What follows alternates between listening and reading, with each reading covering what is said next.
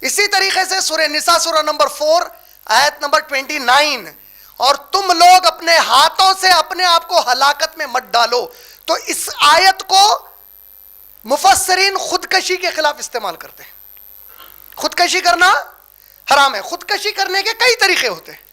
Building पे से कूद जाना, जहर खा के मर जाना, चूहे की दवा खाए मर गया, फांसी लेके मर गए आप, स्लो पॉइजन लेके ले सकते हैं। स्लो पॉइजन, स्लो पॉइजन मालूम ना किसको बोलते हैं? आज जहर खाए तो 10 साल के बाद मरते आप, मालूम है ना? मालूम है। स्लो पॉइजन भी रहता, इंस्टेंट डेथ नहीं होती। तो स्लो पॉइजन खा सकते हैं, हलाल है। क्यों हराम है?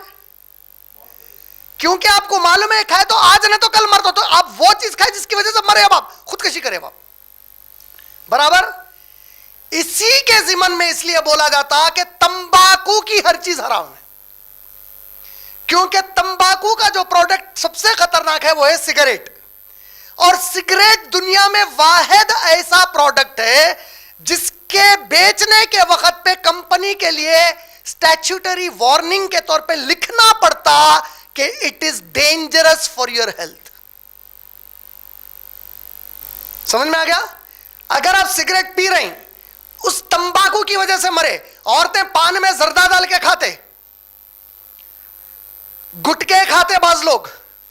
अगर इसकी वजह से आपकी मौत आई, अल्लाह की नजर में आपने अपने हाथों से खुद को हलाक किया और सजा मिलेगी खुदकशी करने वाले की। आपको